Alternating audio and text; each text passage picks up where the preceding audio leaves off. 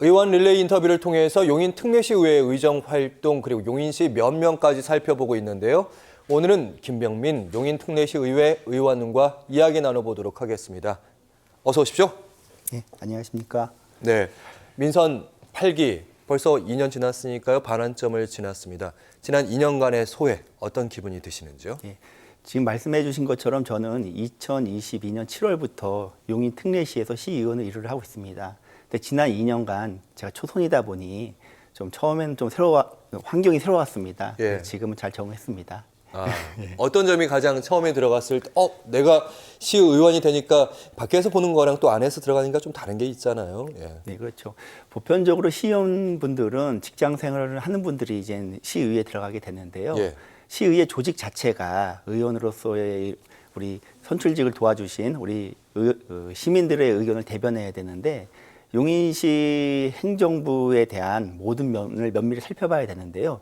용인시 조직이 생각보다 큽니다. 예, 한 3,200분 공직자분들이 근무하시는데 그런 많은 업무를 파악하는데 가장 어려웠고요. 지금 2년 정도 지났는데 예. 지금은 많은 부분을 이해했기 때문에 하반기는 더 많은 일을 할 수 있을 거라 생각합니다. 의원들의 전문성도 더 높아졌을 거다. 네, 맞습니다. 많이 알게 됐다. 아는 만큼 보인다는 말씀하셨는데 사실은 일반 유권자 입장에서는 지방의회, 용인시 의회 하면 그냥 지역에 있는 공공기관 요 정도 생각하는데 시의회가 무슨 역할을 하는 곳이지? 시의원들은 어떤 일을 하는지 이거 궁금하거든요.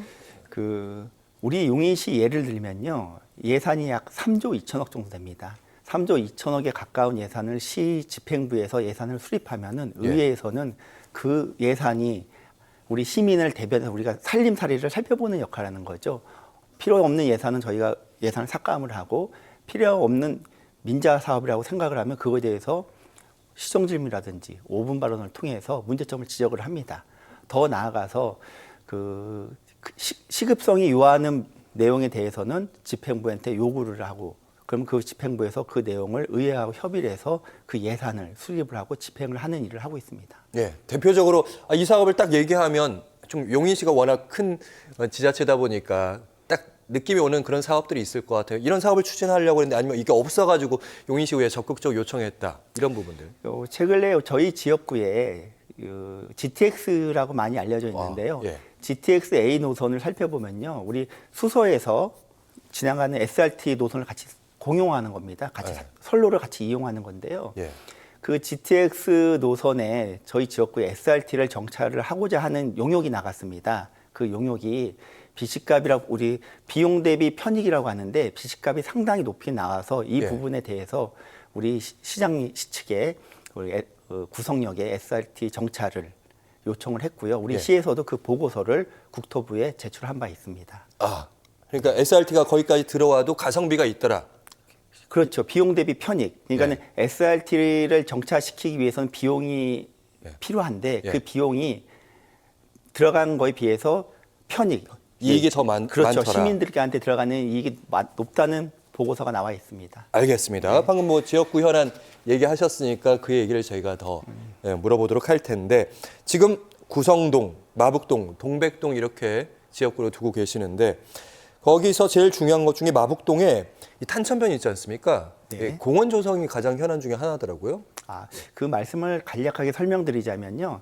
저희 지역구의 마북동에는 좀 전에 설명드린 분당선 구성역이 있고요. 2024년도 7월에는 GTX역이 개통했습니다. 이 말은 용인시에서 대표적인 교통 허브 역할을 하는 교통시설입니다. 그런데 그 위치가 어떻게 구분되어 있냐면 23번 국지도하고 6차선입니다. 23번 국지도를 지나면 탄천이 나옵니다. 탄천이 폭이 한 30m 정도 되는데요. 그 국지도 23번 국지도와 탄천을 지나면 구성역하고 GTX 용인역이 있는데 많은 분들이 단거리로 가고 싶어 하니까 흔히 우리 샛길이라고 표현하죠. 그 샛길로 이용을 했었는데 그 부분이 방치되고 불법 주정차가 되다 보니까 좀 위험성이 있었어요. 그래서 올 3월에 관련 부서하고 시민분들하고 합동 점검을 통해서 그 부분을 주민 편의시설로 쌈지공원을 조성을 했는데요. 7월에 준공이 됐습니다. 지금 지금 화면 인터뷰하고 있는 그곳이 바로 그 쌈지공원입니까? 네, 맞습니다. 제가 시의원을 일을 하다 보면요. 이게 짧은 시간에 결과가 나오는 경우도 있고 2년, 3년 정도 걸리는 경우가 있는데 지금 보시는 저 쌈지공원 같은 경우는요. 3개월 만에 결과가 났는데 다행스럽게 그 부지가 예. 국공유지라서 관련 부서하고 협의가 잘 돼서 짧은 시간에 해결이 됐습니다. 성과를 짧은 시간에 큰 예산 안 들여서 이런 말씀 제가 그렇게 들었습니다. 네. 자, 방금 말씀하신 그 쌈지공원 문제, 이게 보행 문제, 안전상의 문제이기도 하고 환경상의 문제이기도 하잖아요. 네. 거기다 통학로 얘기를 해야 될 것 같아요. 학생들이 오고 가는 구성, 중고 통학로 문제. 이 부분은 좀 민원이 좀 많은 걸로 알고 있는데, 왜냐하면 저희 방송을 보는 분들이 시의원이 이런 일을 하는구나 좀 더 알릴 수 있는 기회인 것 같아가지고 이건 어떻게 됐습니까? 예, 이거 좀 이게 설명이 길어질 수 있는데 제가 괜찮습니다. 간략하게 설명을 드리겠습니다. 많은 분들이 용인을 보면 난개발로 이렇게 인식하시는 분이 계세요. 근데 저도 용인의 시의원으로 일을 하다 보면서 느낀 게 2000년대 초반까지는 좀 계획되지 않게 개발이 된 것 같습니다. 그래서 구성중, 구성고는 산 정상 부분에 있어요. 그러면 그 산 중통에 뭐가 있냐면 대단지 아파트가 있습니다. 근데 특이하게 구성중, 구성고가 마주보고 있는데 북쪽에서 올라가는 8m 소로가 하나 있고 남측에서 올라가는 소로가 있는데 북쪽에서 올라가는 소로는 버스가 종점이 구성중, 구성고이기 때문에 그 소로가 8m인데 종점이면 차가 어떻게 정차가 되면 한쪽 차선에 차를 막고 있습니다. 그리고 지금 보시는 저 부분은 남쪽인데요. 예. 남쪽 편에서 올라가는 길은 저렇게 단절돼 있어요. 그러니까 화면에 보시는 것처럼 아침이면 200대에서 300대 등하교 하는 차량이 올라와서 예. 좁은 폭 한 7m, 8m 되는 데서 회차해서 내려가는데 아수라장이겠는데요? 그렇죠. 그래서 지금 보시는 곳에 그 도로 시설을 변경하기 위해서는 도시계획 시설 변경 결정을 거쳐야 됩니다. 근데 7월 경에 저 부분에 대해서 도시계획 심의가 저는 예. 통과된 거로 전달받았고 예산은 국비를 2억 3천을 확보했기 때문에 하반기에는 안전하게 지금 정체하는 저런 차량이 안전하게 회차할 수 있는 공간이 확보가 되게 됩니다. 아하. 예. 곧 있으면 이제 지금 되게 위험한 상황처럼 보이는데 이런 부분이 훨씬 더 완화된다는 말씀. 그렇죠. 네, 그렇게 네. 들었습니다. 네. 바로 또 현안들 이어가도록 하겠습니다. 아마 이런 비슷한 민원을 가지신 분들이 많으실 거예요. 그런 분들은 시의원을 찾으면 된다는 거 하나 네. 알려드리면서 교동초 승하차 구역 신설은 어떻게 되고 있습니까? 예. 교동초 같은 경우도 과밀학급입니다. 전국적으로 보면 학생 수가 줄어들고 출산율이 좀 줄어들지만 용인시는 좀 인구가 좀 젊은 층들이 많아지니까. 맞습니다. 예. 지금 이 110만이 용인 시민이라고 하지만은 근 10년, 20년 후면 150만 가까이 증가한다고 그렇죠. 하는데 예. 교동초의 특징은요.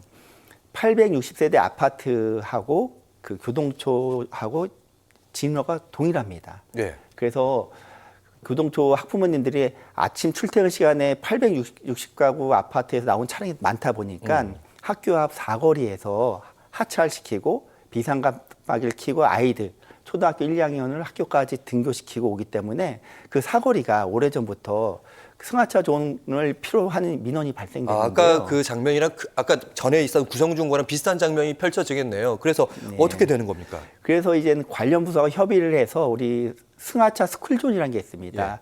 어린 학생들을 위해서 사실 어린이 보호구역은 주정차를 할 수가 없거든요. 근데 승하차 존을 만들면은 5분간 정차가 가능합니다. 그러니까 승하차 존을 예를 들어서 편도 2차선인데 우측에 한 50m 정도 승하차 존을 만들어 놓으면은 학부모님들이 아이를 하차시키고 뭐 저학년, 1학년, 2학년, 3학년 학생들은 손잡고 학교 정문까지 바래다주고 일종의 간이 주차장을 옆에 만들겠다. 그렇죠. 예. 잠깐 정차할 수 있는. 네, 이건 예산이 확보가 돼서 예. 그 상반기에 공사를 시작하려고 그랬는데 학교 측에서 여름방학 때 진행을 해주시고 그렇죠, 해서 이제 그렇죠. 여름방학에 진행될 계획입니다. 예, 알겠습니다. 저희가 이제부터는 약간 속도를 좀 내야 됩니다. 네. 여러 현안들을 언급해야 돼서 마북천, 예, 이 마북천에 이제 비 오는 날이면 악취가 난다는 그 주민들이 많이 사시는 그곳일 거 아니에요? 맞습니다. 그 흔히 분당에 사시는 분은 탄천을 많이 아시지만 그렇죠. 탄천의 발원지가 마북동에도 있고 구성동에도 있습니다. 예. 근데 지금 보시다시피 저 영상은 제가 주말에 비 오는 날 제가 찍은 영상인데요. 우리 시에서도 하천의 수질을 검사를 합니다. 예. 언제 할까요? 맑은 날. 그렇죠. 예. 평일날 합니다. 그렇겠네요. 그래서 시민들이 말씀해 주시는 거는 늦은 시간에 악취가 난다. 비 오는 날 악취가 나는 물이 흐른다. 그러니까 밤에 아니면 비가 많이 올 때 누군가 그렇죠. 뿌리는 거예요. 예. 그래서 이 부분에 대해서 제가 시정 질문도 들었고 최근 내 시장님께서도 이 문제를 인지하시고 마부천 방문하셨는데요. 예. 저는 이 문제를 어떻게 생각을 하냐면 개별 오수 처리 시설이라는 게 있습니다. 일반인 분들은 잘 모르지만 우리 건물에서 물을 쓰잖아요. 그 물을 쓰면은 그 물을 정화해서 하천으로 방류하게 됐는데 그 개별 오수 처리 시설을 운영하다 보면은 고농도 슬러지가 발생합니다. 예. 그 고농도 슬러지는 처리 방법이 두 가지입니다. 탈수를 해서 탈수 케이크를 폐기 처리하든지 농축된 물을 위탁 처리하든지 둘 중에 하나를 해야 되는데 제가 보건대 악취가 많이 났거든요. 아마 저는 개인적으로 저게 그 잉여 슬러지라고 생각을 하고 그거는 우리 부서에 담당하는 부서에서 관리 감독을 하면 저 문제는 해결할 수 있다 생각합니다. 분명히 저걸 방류하는 쪽이 있을 텐데 거기를 좀 더 점검하겠다 공무원들이 이렇게 말씀 들었습니다. 네. 그리고 상습 침수 구역이 있다고 제가 들었습니다. 네. 그래서 청덕동 아파트 일원의 우수관료 설치 이 얘기는 어떤 얘기입니까? 제가 2022년도 7월 시의원이 되고 이제 간담회를 수차례 열었는데요. 첫 번째 간담회 한 곳이라서 기억이 납니다. 그 외진 곳에 있는 아파트 단지인데요. 주민분들께서 그 대로변에서 아파트 단지까지 가는 길이 한 600m 정도 되는데 그 중에 일부 구간이 침수가 된다고 해서 제가 나가봤어요. 예. 근데 비가 오면은 한 10cm 정도 물이 차 있습니다. 평지인데 우리 흔히 차도에 보면은 우측에 물 빠지는 우수관로라고 하잖아요. 그렇죠. 예, 그곳이 있는데 거기 물이 잠겨 있는 거예요. 그래서 관련 부서에 물어봤더니 그 우리 부서에서도 거기가 상습 침수 구간으로 이렇게 저지대라서 그런 겁니까? 아니면 그래서 제가 하도 해결이 안 돼서 네. 한번 CCTV로 관로를 점검해 보자 그랬는데 결과적으로는 바깥에는 우수관로가 있는 것처럼 돼 있지만 하부에 설치가 안 돼 있는 걸 확인을 모형이 했습니다. 그냥 모형인 거예요.